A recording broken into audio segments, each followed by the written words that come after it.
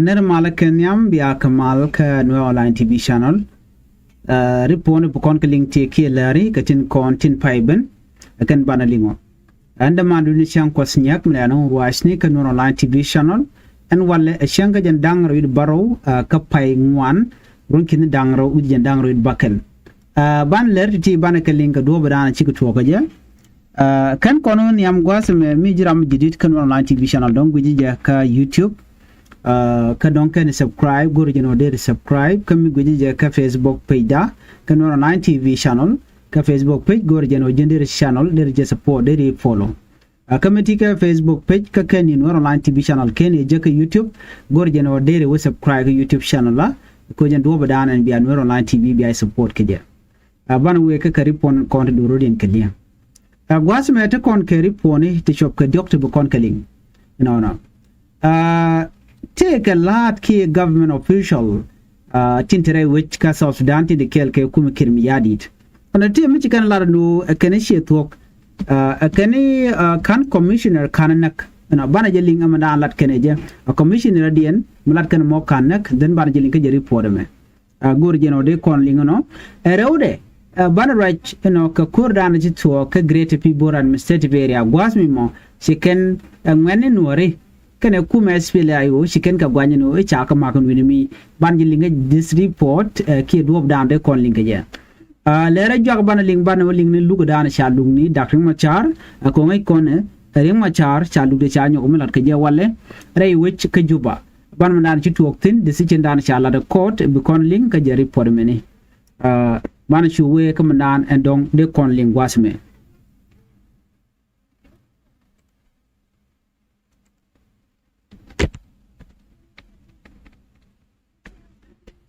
report ni am government banaling no mishala no tiga commissioner mishanak en commissioner mo chala ro chajene ke report mishala pan ke ja bandi kulin kele no nga te ka ti cha gor ka social media ti kon dial dong cha ganin tanat baneme cha kul report radio kene radio tamazuch ke chikana latamana le rode chala do ne cha commissioner panyakan county udi chala James Obur chala do jen shajanak gwade ci kuma SPL ayo kene kuma SSPDF michora markel ka gweleng militia ala gat tetin content cha ladno itlet ken kelke kuma kirmi yadit kede ni jane kore jitu me chanling pan ke je ano ci kurmo ci tuok are kurmo chala do cha county commissioner ka panyakan county James Obur chala do jen shajanak ga korga me chiri por mo chupo social media awaji shemane shiga dier on a many point in kuma South Sudan ba ka jo dana chalat ko me chalat chala do chajen county commissioner shanak and then ka kore and wale shari podo dien chanyo munu ngaje eri podo mo be ka penal state spokesperson uri chalka Peter ngojo akwinyi ki akwiny jen jeramadan la spokesperson ka penal state chala do gwasi dan ci ko tok tin ke report dan ci kana je kene commissioner ngure teka kene commissioner kananak commissioner is alive and safe ke jodan chalat ke je na mo mi chala na mo chala do ne na ta dan chalat ke je no e cha commissioner cha ne ke je jeni shi to kono mon chala do ne jeni cha right ka commissioner ka shangara ka jok na lo jeni kan commissioner kananak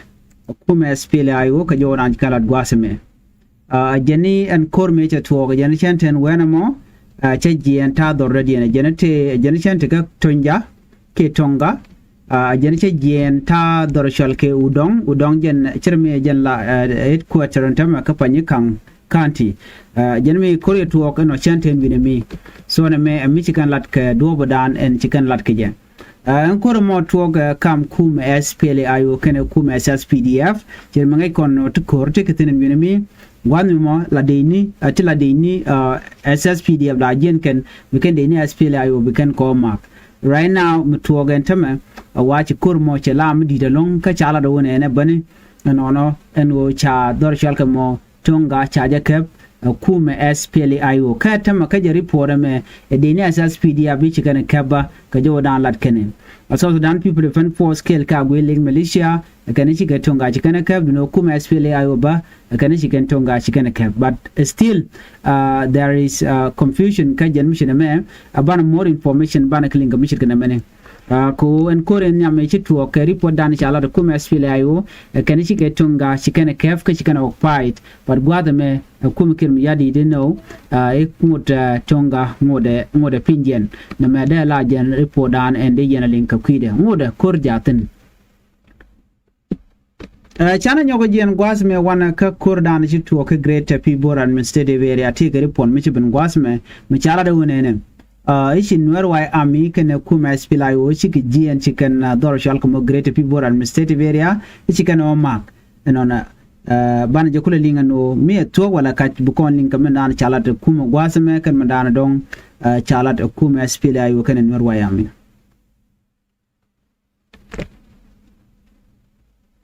entama ke report an shiben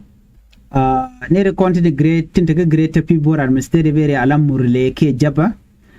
kan ci gaba ni al ke report mi kana kam ku me kirmi yadit kan kurtu ga dorchal ke le kwango le kanti ke ne de konti la officially in winimi ka jona ni kan la kan kurche tuok ke Sunday jen tuok koroni she can local government in winimi chikala do nenem kan de content mark ne ken mark murle use ekani kuma SPLA-IO ekele ken Nuer wai army chajo me chajala de ken wujadana cha mark Nuer wai army ken kuma SPLA-IO ador en shwal ke wuno cha wuno chaja makalung na bakawa ke Sunday ejen gwadan chi korche tuoktin ke report dan chi kan lat panken gwasme akenene akene mi ne de kontila ngwen wori ke kuma SPLA-IO mi shiga beno akene korche de tin long chi na jantin ke several hour ke jodan ji kan la de kene ka kore shu Nuer wai ami kene kuma SPLA-IO shu go rodi shu go nyok mulo ke jok shu aka jok ke jodan ji kan la gwasme ni chikala do ne Ramadan shwali ki information minister wuri shwal ke je ko wershum wut murale jaram na larwani kin ke lerken la kalat gwasmen jene en korchetene ke chankeliu throughout the day to quote ten come Nuer wai army mishro ramat ke kuma SPLA-IO nyinken ke net kon tilla ngweni murle ke report an kalat gwasme ka je report me kan kalat no nyini Nuer wai army ke de ni asas PD abekani ke local militia nyonyoni jen joran kalat ke je chikalat no ka kore shu kan Nuer wai army kel ke kuma SPLA-IO shu ke jien shu ke we ka dobo mo we ke uror kantimo je report an kalat no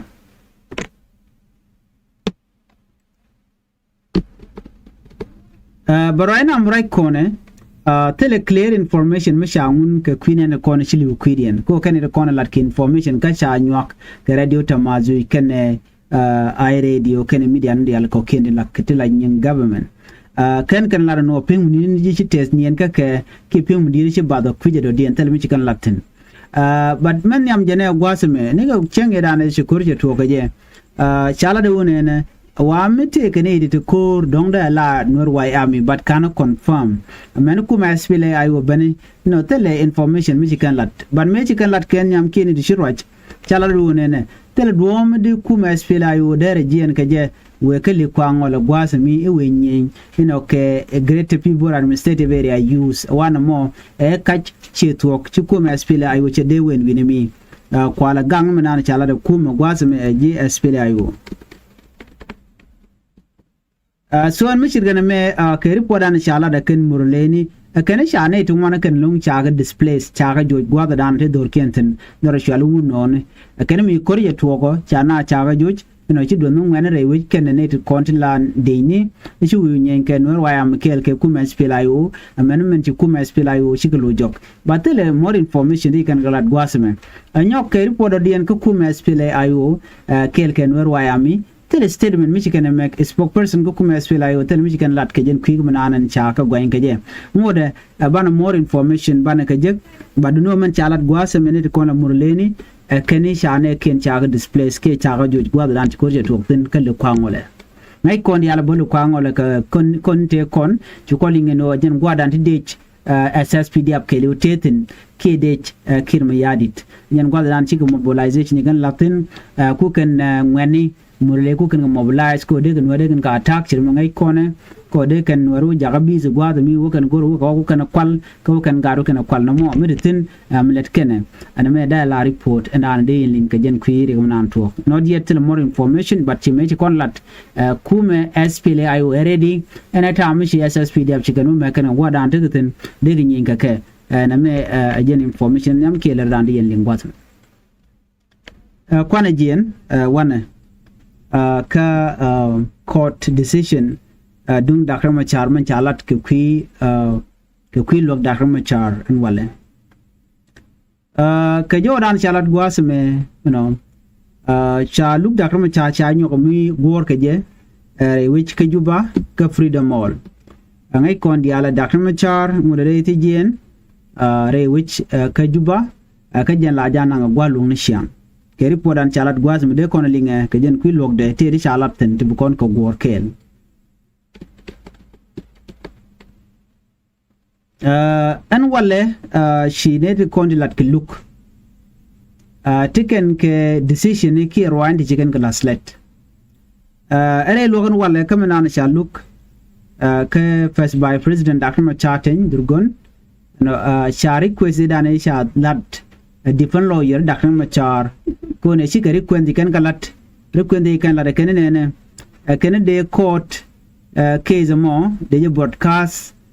live ke de jen latre jam ka television dung South Sudan Broadcasting Corporation la television na mo request ni amaji kan request ne ka kor ka jen luge paiwe an walle a cha lugo mo ki manda na jikene tich charge look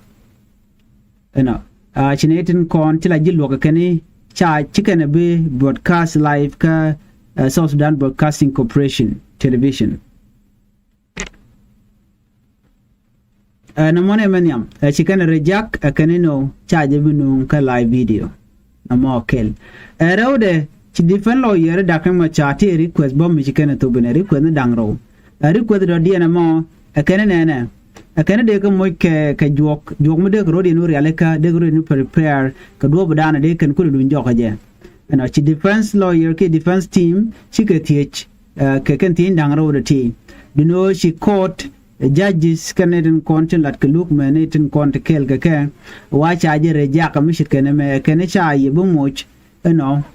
ka jok kene tele permission me ba kam ye bu wona na ka we no so we kene en wona ne mishi Dr. Machar me cha lugo me cha je kap kon la nyok wa de reaction mi de jenong de nyu den wo man gwalung ni Dr. Machar chi tok ke kasni. That is why chicken go no they can lel live ka SSBC na me akel mardian bogwa seme ngai ke jen wone na ka question kon de wuti yo de ga la target long dong de kan kuma kirm ya de kan jagate lot de ngaje no gwal jangne kod ke bizi bang tele me lat ke tin ko ndial kon lat ke gandial yina nen ba dor ba yot jok a changa mo to long mo dong de lanije bi kan ngoko na mon chargu je no ken they are delaying katin kon latke ka kuje moni shaloguno ba jen live video dun court kana ma ba nyot live ka jen South Sudan Broadcasting Corporation mo gwasame tega ma shalat gwasame me benyo ka minyo the yakel shinetin kon in the court tiga response Judge Stephen Simon Isaac she look be request mo ba jela slet request ko de ko moy ke jokel request ko de do de lat ke television she la do ne sha look no mo chine ba allow no ba lat ka live broadcast no ka kuji mo jikane shugak kan shi kan decision yan jikane beger jen jodan chala regen akene no mone anyoko kore she judge James Alala deng jen no she right gwas me teg mi chalat kimi chalar ko kore me chalat jene chalar wone na ba lu ko mo ba ja kap ka chang ka wan no ka pai di chron kin dang ro jan dang ren bakel mi nyo chermi 1 week ba again the same thing chairman cha tej bon and it kon tela different law yare and no mo in baro ka chu kan look but right now today kan la jogo no ba ko de ba jo nyom ni kwa je resume no ka chang wan ka pai di ron kin dang ro jan dang ro yid bakel we mean that 1 week banata 1 week lora bang and me chala de ken ngai kon di alatin kontin going ke dakma char ke atin going ke dakma char ke nage dan ki koridan ji to kan nasir me chala ro chi Nuer wa ame chi ke dini SSPDF ti chop ko kudang ro jindi baro chi ken kanak ka nyoglat ken wonene ti ke kwa kur ti ke million US dollar ti chi bat ke chanang te gor ken ga bokke te kana ji ka dobe dan ci korche to ga je anyok bane ken gwasme lar ken no ne ka dobe dan e cha general major cha ne ga je bone ken tin dia la konin gor no kwinga ke wi da ka machar men biya kula ngaje ne